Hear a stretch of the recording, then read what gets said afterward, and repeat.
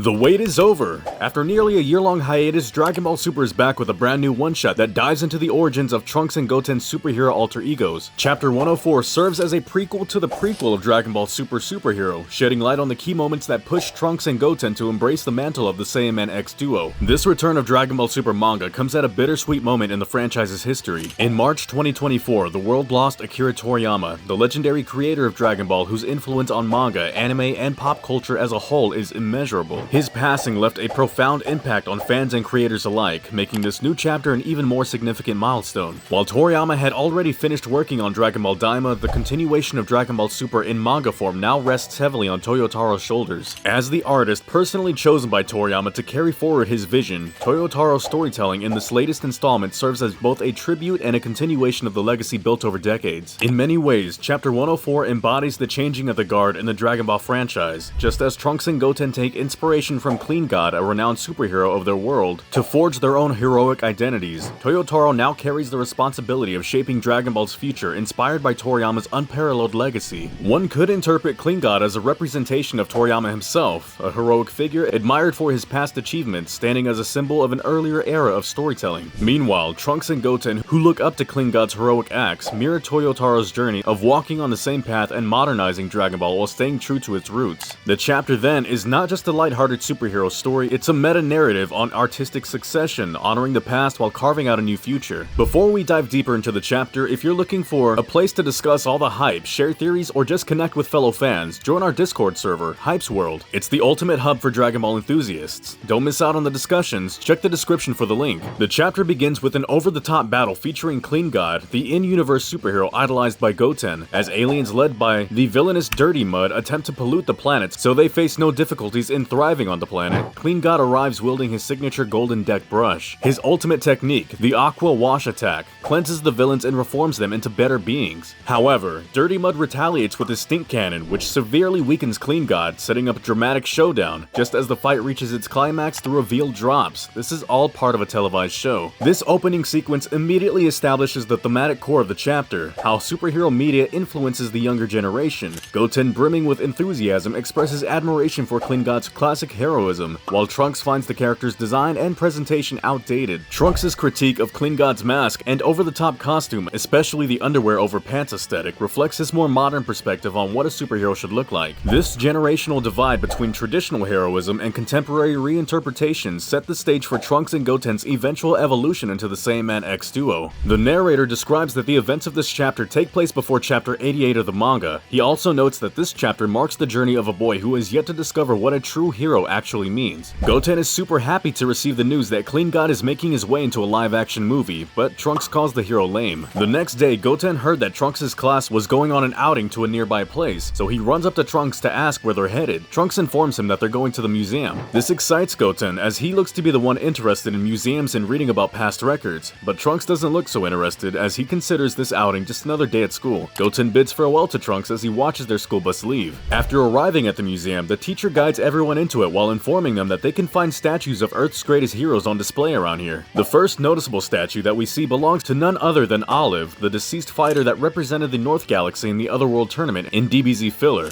Just a little later, we also see Master Mutaito's statue. He was the master of both Turtle Hermit Roshi and Crane Hermit Shen. The inclusion of Olive and Master Mutaito in the museum scene is a significant nod to Dragon Ball's rich history, subtly reinforcing the idea that Earth's past warriors laid the foundation for the heroes of today. Olive, introduced in the Dragon Ball Z filler during the Otherworld tournament arc, was described as King Kai's best student after Goku, making his presence here a testament to his strength and legacy. While not a major figure in the main canon, his inclusion acknowledges the broader Dragon Ball mythos and hints at a world where even lesser-known warriors are recognized for their contributions. His towering physique and reputation in the North Galaxy parallel Goku's journey, showing that Earth has produced numerous formidable fighters beyond just the Saiyans. Given that Olive's inclusion in the museum scene acknowledges his role in the Dragon Ball universe, it opens the possibility for other previously non-canon characters like Pikkon to be considered as part of the official lore. Pikkon, who appeared in the Dragon Ball Z filler arc during the Otherworld tournament, played a significant role in rivaling Goku's strength at the Otherworld tournament. If Olive is now recognized as a notable figure in Dragon Ball's canon, it's reasonable to speculate that Pikkon, a character with a distinct martial arts background and a huge fan following in our real world, could also find a place within the expanded universe. Master Mutaito's statue, on the other hand, holds even greater historical weight. As the master of both Roshi and Shen, he played a critical role in shaping the martial arts lineage that would ultimately lead to Goku's training. More importantly, Mutaito was the one who originally sealed away King Piccolo using the evil containment wave, or the Mafuba, sacrificing his life in the process. His heroic act not only saved Earth but also introduced a technique that would later prove crucial in major battles, like against sealing Zamasu and other warriors in the Tournament of Power. By placing him among Earth's greatest heroes, the chapter subtly reinforces the idea that true heroism is defined by sacrifice and wisdom rather than sheer strength alone. The museum also has statues of Goku and Gohan's Great Saiyaman, along with Mr. Satan obviously. The guide highlights the fact that some historical heroes never revealed their identities to the media, nor did they ever boast about their achievements. Such is a true hero who doesn't care about recognition as long as his ultimate goal of maintaining peace and saving innocent lives is fulfilled. In contrast, Mr. Satan, known for his public boastfulness, openly takes credit for victories he often did not earn, constantly seeking the spotlight and reveling in the media's admiration. His persona as a hero is defined by self-promotion, with his flashy and exaggerated claims of heroism setting him apart from others who prefer humility. This distinction is evident in the museum, where Goku and Great Saiyaman statues pose normally, unlike Satan, who proudly publicizes his supposed victories. The difference in their approach to heroism underlines the evolution of what it means to be a true hero. While Satan craves glory, Goku and Great Saiyaman focus solely on the act of heroism itself, placing the safety of others above personal fame. This contrast is a subtle commentary on the varying motivations that drive individuals to heroic acts. This museum sequence cleverly acknowledges Dragon Ball's deep-rooted history, reminding readers that the present-day heroes stand on the shoulders of past legends. It also sets the stage for Trunks to reassess what being a hero truly means as he encounters figures who embody different facets of heroism. The guide announces it's lunchtime, so everyone heads out to the garden area to have lunch. The scene shifts to the garden as we close up on Trunks having lunch with his friends, Rula, Scale, and Compass. They discuss heroes and superheroes as Compass raises a valid question: why do heroes hide their true identities? To which Scale replies by saying that wearing a mask to hide their faces is what makes them look cool. He even gives Klingod's example, but Rula rules it out by saying that he's just an anime hero, not a real hero. Scale asks Trunks if he thinks wearing a mask makes the hero look cool, and he takes a moment to answer positively. Rula asks Trunks if he's at all interested in those superhero things, but before Trunks could answer, Scale notices a huge crowd gathered around an area. One of their classmates informs them that they're currently shooting the Klingod live-action movie at the museum, which makes Scale super excited to see his favorite Klingod in action, so everyone decides to pay a visit to the shoot location. Turns out, they're continuing the plot of the movie right from where Trunks and Goten stopped watching it. After being weakened by Dirty Mud's stink cannon, Klingod had lost his clean powers. But then, he uses Deodorant Plasma Crusher and regains his clean powers by nullifying the effects of the stink cannon. Dirty Mud orders his army to attack Klingod with everything they've got. Meanwhile, as the crowd enjoys the shooting, a few mysterious individuals steal Klingod helmets and masks from cosplayers and try to get mixed with the fans. Right then, the cops arrive on the scene. They inform everyone that a group of thieves who stole museum artifacts came running this way and probably took refuge among this crowd. They ask the fans if they found any suspicious individuals in the area, and two of the fans point fingers at a group of people who stole their cosplay gear to blend in with the crowd. The thieves realize that their cover is blown, so they remove the cosplay gear and reveal themselves. Seeing them, all the fans start running for their lives, all except Trunks, who casually just stood there. One of the thieves sees the opportunity to grab Trunks and takes him hostage while pointing a knife at him. Everyone gets worried. The cops pull out their guns and ask the thief to put down his weapons, surrender, and let the kid go. However, Trunks gets a little annoyed, so he throws away the knife and knocks the thief to the ground. The cops wonder if the thief suddenly got a stomachache, but we all know that's not the case. Even the Klingod actor pays attention to this matter now. Seeing the other thieves run away from the scene, Trunks decides to chase after them to hand them over to the cops, but the Klingod stops him from doing so. He tells Trunks not to display his powers in public without putting on any costume to hide his identity. Trunks gives him a confused look as he doesn't understand why Klingod is concerned about this so much. Klingod then takes a huge leap and lands a clean kick on one of the thieves, knocking him to the ground. Everyone among the fans, the movie crew, and even the cops are surprised to see this action unfold before their eyes. One of the thieves fires bullets at Klingod, but he uses his clean filter to catch those bullets and drop them on the ground. Trunks is super shocked to see Klingod being capable of pulling such stunts. It's humanly impossible for someone to catch bullets at that speed without getting hit by even one of them. Klingod flies off to the sky, slams the thief using his clean press, and puts him on the ground. He then leaps onto the fourth thief and knocks him out with his high-speed clean punch. Trunks can't believe what he's seeing. He never imagined the Klingod to actually be this powerful. Right then, the fifth thief takes the teacher hostage and puts her at gunpoint. He orders Klingod to stop moving and stand wherever he is. He didn't know he was such a great fighter. He thought he was just an actor all this time. Well, that's what we thought as well. He demands Klingod to reveal his identity or things will get worse for the woman. Klingod takes a moment to think and then calls out Trunks' name, who stands right behind him. Klingod asks Trunks if he knows why superheroes wear masks while facing chasing villains and preventing crimes from ever happening? Trunks has no answer to this, but he cooks up something to reply with and says, maybe the heroes do it because they want to look cool? Clean God laughs at his answer. He agrees that heroes put it on to look cool, but there's more to it than just that. He then uses a sparkle of energy and flicks it towards the fifth thief, who makes him drop his gun. Seeing the chance, Clean God hits him with the rotating clean chop and knocks him out. Clean God despises the fifth thief to take a woman as hostage. He feels that the fifth thief needs to cleanse his mind and body after such a lowly deed. The fifth thief swears he'd definitely find out about his identity and have his revenge. Clean God immediately teleports to where Trunks is. He asks him quietly if he has people he considers important in his life. Trunks thinks about his parents, Vegeta and Bulma, his little sister Bola, his classmates, Rula, Scale and Compass, and lastly his dear friend Mai. He blushes when he thinks about Mai and tells Clean God that he certainly does have important people in his life. The fifth thief threatens Clean God that he will surely find out about his friends, family, and relatives, and he will make sure that they will pay the price for whatever Clean God did to them. Right then, Clean God explains to Trunks that a hero wears a mask to hide his true identity in order to protect his loved one from evil people. Clean God wastes no time and leaps towards the fifth thief and uses his clean uppercut to fly him to the sky. Clean God then opens the fire hydrant to keep the thief in the air thanks to the water flow. He then flies off to the thief along the water flow as he asks the thief if he repents for doing what he did.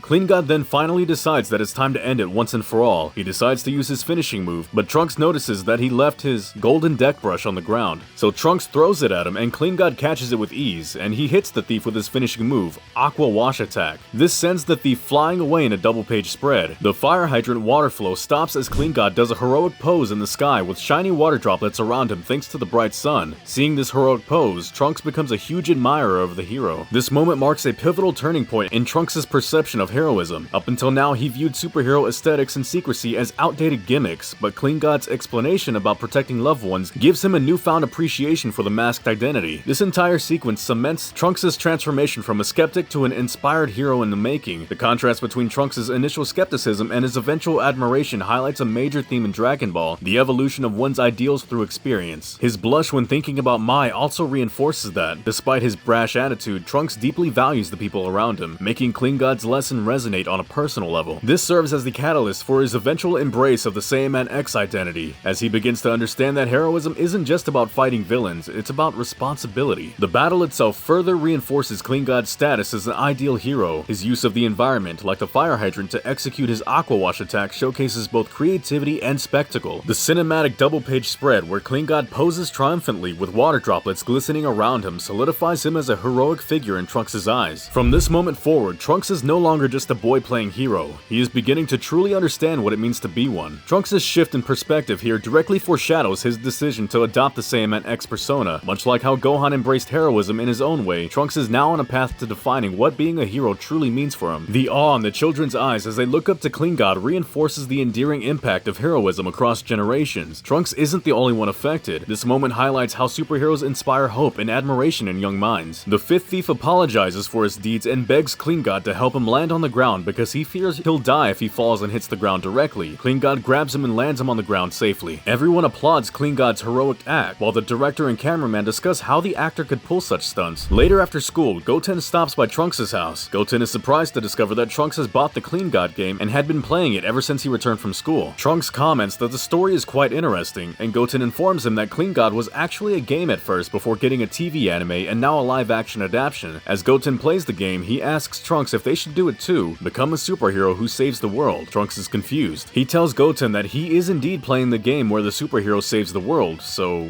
what more could he want to do? Goten clarifies that he wasn't talking about the game, but in reality, but Goten thinks Trunks would never agree to do something like this, so he himself admits it's a bad idea. However, after watching Clean God fight, Trunks' perspective has changed. He now tells Goten that he wants to give the superhero thing a try. Trunks gets the notebook to design their transformation suits so that their identities are not revealed to anyone. Goten suggests making it like Clean God's, but Trunks doesn't want to just cosplay him, so he wants to change the outfit to some degree. Goten suggests adding an element like Vegeta's Saiyan armor, and Trunks admits that it's a great idea. Trunks hesitates a bit while drawing underwear over pants, but Goten successfully convinces him to add those pants. Goten wants to keep a cape, but Trunks doesn't want it as it would get in the way, so he designs a scarf for himself. He scribbles around and then finally comes up with a design for their hero suits. While thinking of a name, Trunks asks Goten if he remembers Gohan's hero's name so that they can get some idea from it. Goten takes a little time to think and finally remembers that Gohan's hero persona was called Great Saiyaman. Trunks decides to keep the Saiyaman in their name since it's mysterious and simple, so he comes up with the name Saiyaman X. Goten asks the reason behind X, but Trunks just says that it sounds cool, so why not? And so Trunks names himself Saiyaman X1 and Goten Saiyaman X2. Goten gets upset to see that Trunks got the title of 1 in his name while he got the number 2, to which Trunks replies by saying that he rightfully deserves the number 1 since he's older than Goten. Trunks also makes it clear to Goten that they should address each other as Saiyaman X1 and X2 only, when in action, and shouldn't reveal their identities to anyone under any circumstances. This entire scene perfectly encapsulates Trunks and Goten's dynamic, Goten's carefree enthusiasm clashing with Trunks' more structured and slightly egotistical approach. It also highlights how much Trunks was impacted by Klingod's heroism. Before, he was indifferent to the idea of superheroes, dismissing them as mere fiction, but now he's actively taking inspiration and shaping his own identity as a hero. The design process adds a fun and personal touch to their superhero personas. Goten's playful insistence on classic superhero elements like underwear over pants and a cape contrasts with Trunks' more practical mindset. The compromise with the scarf instead of the cape is a great callback to previous Dragon Ball designs. Trunks' future counterpart wore a scarf in Dragon Ball Super, making it a subconscious link to his own legacy. Their pact to keep their identities secret also emphasizes that they're treating this seriously, not just as a game. Trunks in particular is fully embracing the idea of being a superhero, mirroring the way Klingod explained the importance of anonymity and protecting loved ones. In essence, this isn't just them playing dress up, it's the birth of the next generation of heroes in their own unique way. Meanwhile, at Satan's house, we see kids practicing martial arts at his academy. Just then, Klingod enters the room. Satan welcomes him, and then we find out that Klingod was actually none other than Gohan all this time. Apparently, Satan's disciple who was supposed to play Klingod in the movie fell sick, so Satan had to ask Gohan to step in. This reveal that Gohan was Klingod all along is a fantastic twist. The idea that Mr. Satan had to call in a favor from Gohan because the original actor fell sick is hilarious and totally in character for both of them. Gohan, being the good-natured guy he is, wouldn't refuse Satan's request, especially if it was for the sake of the film production. This also explains why Klingod was so proficient in combat. Gohan isn't just playing a hero, he is one. Videl's entrance is a nice touch, showing that she's still actively involved with the martial arts academy. It also subtly reinforces her role as a caretaker, making sure the students are well fed and taken care of. Notice that these two are the same sibling duo who fought Trunks and Goten in the 25th Tenkaichi Budokai in episodes 210 and 211. Seeing them still training under Satan is a great continuity nod. Back then they were completely outclassed by Goten and Trunks, but now they're still working hard, possibly holding on to the hope of avenging their humiliating defeat. It's a small yet meaningful detail that enriches the world building, showing that even minor characters continue to grow and develop beyond their original appearances. This also makes me wonder, if Trunks and Goten ever return to Satan's academy, would they end up sparring against these two again? That could be an amusing rematch, especially if the duo has improved but still can't keep up with the half-sane prodigies. It'd be a funny way to highlight just how effortlessly powerful Trunks and Goten are, even when holding back. Videl asks Gohan if he's alright, as she learns he got involved in an incident at the museum, but Gohan is obviously alright. I mean, what could these street thugs do to him? Videl asks about Trunks as she heard that he was there as well. Gohan explains to her about the situation. He tells her that Trunks was all set to fight those thugs in front of everyone. If his superhuman abilities had been revealed to his schoolmates, his precious high school life would have been wasted. Videl jokes with Gohan a bit, as he had to go through that in his high school as well. Gohan says that he spoke to Trunks so passionately by changing his voice to Klingod's that he forgot to stay in character. He uses the voice changer again to mimic his Klingod persona to have a fun moment, but he unintentionally does his Saiyaman pose while copying Klingod. Videl catches that, and this embarrasses Gohan a bit. Videl assures him that she'll keep this a secret from everyone, even Bulma. Mr. Satan then reminds Videl that it's time for them to go pick up Pan from kindergarten. Gohan changes his costume and both of them head to get Pan from school. This scene is such a fun mix of humor, nostalgia, and slice-of-life moments that make Gohan and Videl's dynamic shine.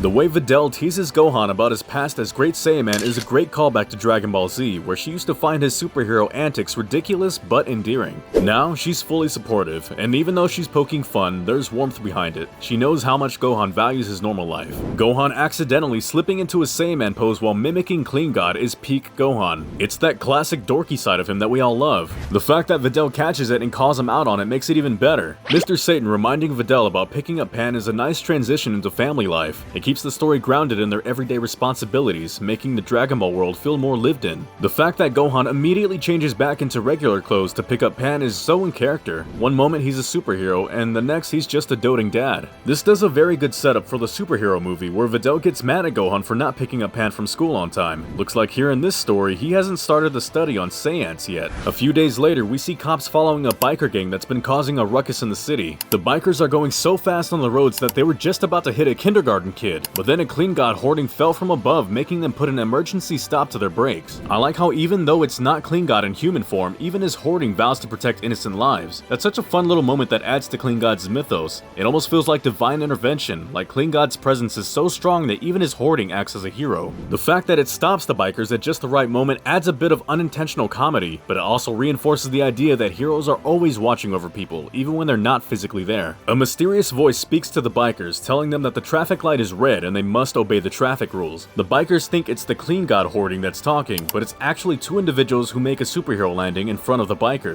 They're none other than West City's cleanup heroes, Saiyaman X1 and Saiyaman X2, ready to wipe out evil. And that's how the adventures of Saiyaman X1 and X2 began. That's where the chapter ends. This chapter perfectly encapsulates what makes the Dragon Ball franchise so fun when it takes a break from universe-shattering battles and focuses on everyday heroism. It blends comedy, action, and character moments seamlessly while introducing a new, lighthearted take on the superhero trope within the Dragon Ball world. The entire sequence with Clean God is a fantastic way to establish Trunks' admiration for heroes. The way he processes Clean God's words about protecting one's identity shows that this is more than just an entertaining fight scene, it's a formative moment for Trunks. The chapter gives Clean God an over-the-top, exaggerated heroism that perfectly mirrors the kind of justice-obsessed, dramatic figures found in classic tokusatsu and anime superhero stories. Overall, this chapter does an excellent job of blending humor, action, and character development. It pays homage to classic superhero tropes while making them feel fresh within the Dragon Ball universe. By the end, it's clear that Saiyaman X1 and X2's journey is just beginning, and the excitement of what's to come is palpable. However, there's no update on when the next chapter is going to come, if it's going to come. V-Jump magazine doesn't specify anything at all. Even the next issue's advertisement doesn't say a word about Dragon Ball Super manga. This probably means that the manga is going into another indefinite hiatus before it returns to continue monthly with new chapters set in the present timeline of the story. The lack of any mention of the next Dragon Ball Super chapter in V-Jump is definitely concerning. If Shueisha and Toyotaro had plans to immediately continue with the new storyline, they would have at least teased something in the next issue preview, even if it was vague. The complete silence likely means that Toyotaro and the team are either planning the next arc or waiting on further direction after the rights dispute between Akio Ioku and Shueisha is resolved. With Dragon Ball Daima ending next week, it looks like we're about to enter another year of Dragon Ball drought soon. This could also be a chance for the manga to shift back into original storytelling rather than adaptations of Superhero or Broly. If the next arc is set in the present timeline with new developments, they might need more time to structure it properly, especially Toyotaro, since Toriyama is no longer there to help him around. Either way, it's frustrating for fans who have been following the manga monthly, especially since this chapter felt like a fun breather, and honestly, there are no major key takeaways from this 45-page chapter. I don't think it would have mattered if this one-shot hadn't dropped. Of course, extra lore is always appreciated, but I don't feel like this was needed or anyone asked for this. Yes, people did ask for more Goten and Trunks adventure stories, but not like this. Hopefully, V-Jump or official Dragon Ball officials will give an update soon. Until then, it looks like we're back in waiting mode for whatever comes next. Anyway, that wraps up today's video. If you enjoyed this breakdown, don't forget to like, share, and subscribe for more Dragon Ball content. Your support helps keep these discussions going. Also, drop a comment below. What did you think of the chapter? Do you think the manga is taking a long break, or will we get an update soon? When do you think we're going to see chapter 105? Do let me know in the comments. Thanks for watching, and I'll see you guys next time.